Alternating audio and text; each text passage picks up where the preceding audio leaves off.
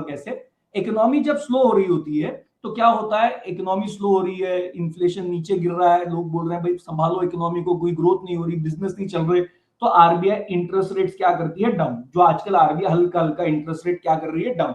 जैसे interest rate down होंगे और उसका इंपैक्ट इकोनॉमी में आएगा, आने में थोड़ा टाइम लगता है, वो इकोनॉमी को कहां ले जाता है, ऊपर, जनरली ऊपर। तो इसका आता है रिकवरी का फेज वन। फेज वन में कौन अच्छा करेगा, इंटरेस्ट रेट सेंसिटिव स्टॉक्स। कौन से, आपने इंटरेस्ट रेट नीचे क्यों किए हैं, ताकि लोग लोन लेके खर्चा करें।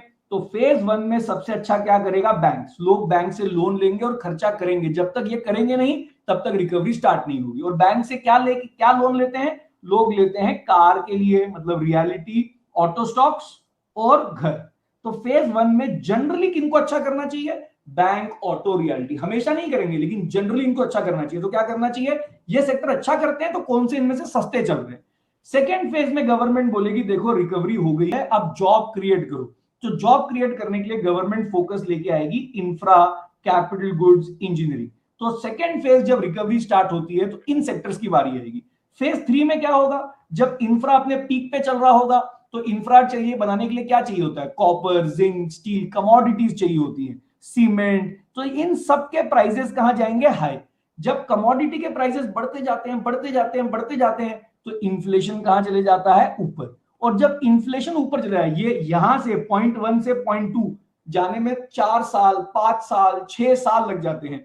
और जब इन्फ्लेशन बढ़ जाता है तो आरबीआई इंटरेस्ट रेट ऊपर करती है और इकोनॉमी को क्या करती है, स्लो। और आता है फेज फोर। फेज फोर में क्या क्या हो रहा होगा, सब कुछ गिरता है बट कुछ सेक्टर्स आपके पैसे को बचा लेते हैं। वो कौन से होते हैं, जनरली डिफेंसिव मतलब फार्मा हो गया, ये इतना नहीं गिरते जितना बाकी गिर रहा है, या एफएमसीजी हो गया, ये उतने बढ़ते बहुत तेजी से जरूर नहीं है लेकिन उतने गिरते तो डेफिनेटली नहीं है जितनी बाकी चीजें गिर रही हैं। या आईटी हो गया, आईटी स्टॉक्स भी कई बार डिफेंसिव की तरह काम करते हैं। लेकिन सबसे बड़ा डिफेंसिव होता है गोल्ड।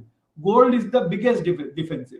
तो आजकल अगर आप देखेंगे तो क्या होगा, इंटरेस्ट रेट बढ़ गए थे, महंगाई बढ़ गई थी, इंटरेस्ट ऊपर गए, इकोनॉमी स्लो हुई, और अब फेज फोर में आप चल रहे हैं, इकोनॉमी स्लो हो रही है, आरबीआई ने इंटरेस्ट रेट नीचे करना स्टार्ट कर दिया है, गोल्ड अच्छा कर रहा है, आप पक्का फेज फोर में बैठे हैं। अब हम फेज वन की बात कर रहे हैं, तो आपका फोकस किस पे होना चाहिए, फेज फोर पे नहीं होना चाहिए, तो चल रहा है, आपका फोकस आ जाना चाहिए फेज वन में। लेकिन फेज फोर से फेज वन में जाने में बीच में इकोनॉमिक कोलैप्स भी कर सकती है, तो आपको ऐसी जगह पे होना चाहिए जहां पे अगर कोलैप्स हो जाए तो आप बच जाएं। इसीलिए मैं कई बार बोलता हूं, आज अगर मुझे इन्वेस्ट करना होता तो मैं करता लार्ज प्राइवेट बैंक्स में। और ये मैं आज नहीं बोल रहा हूं, कम से कम अगर आप ये सेशन मेरा रोज करते हैं, संडेज को करते हैं, तो आपने ये सुना होगा लास्ट 1 साल से हम बोल रहे हैं कि हम लार्ज प्राइवेट बैंक्स में होंगे। वो खास तौर पे उसमें हमने कंपनी का नाम भी लिया हुआ है, but I would not like to take the name of the company again and again, क्योंकि हम एडवाइजरी के बिजनेस में तो है नहीं।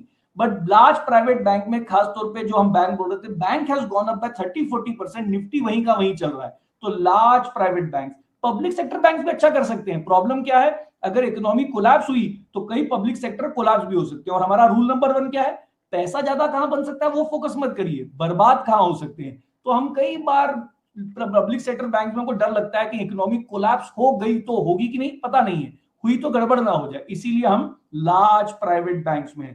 फिर हम ये भी सीखेंगे कि गोल्ड का क्या करें। मेरे पास गोल्ड है, मैं अपने घर में रहूं या रेंट पे रहूं, मैं रेंट पे रहता हूं, सालों से लोगों को बताता हूं। और किसने पूछा कि निखिल कामत बोलते थे रेंट पे रहना चाहिए, अब तो रह लिए, ये Q&A में मैं एक्सप्लेन करूंगा, आप बहुत गलत सोच रहे हैं उसके बारे में। फिर बिटकॉइन जैसा एसेट आ जाए तो क्या करें, तो it's a complete course on wealth management. Fourth module में आप सीखेंगे वेल्थ को मैक्सिमाइज कैसे करते हैं। तो उसके लिए हमारी खुद की एक थ्योरी है, जो हमारी थ्योरी है जो आपको बताती है कि अगर मार्केट गिरी तो आपको 24 मार्च 2020 पे बाय करना था, लेकिन अगर उस दिन नहीं कर पाए तो 7 साल वेट करेंगे क्या, नहीं, सेकंड बेस्ट टाइम पे बाय करना आना चाहिए। पीक पे सेल नहीं कर पाए तो क्या 7 साल वेट करते रहेंगे, नहीं, सेकंड बेस्ट टाइम पे सेल करना आना चाहिए। और ये हमारी खुद की थ्योरी है, एक फ्रेमवर्क है जो आपको बताता है कि कैसे वेल्थ को मैक्सिमाइज करने के लिए यूज करना है। और जैसे मैंने आपको बताया था 2020 में तो हमने बताया कि बाय करना चाहिए, 2012 में भी बताया हमारे कोर्स पार्टिसिपेंट को कि हमें बाय करना चाहिए।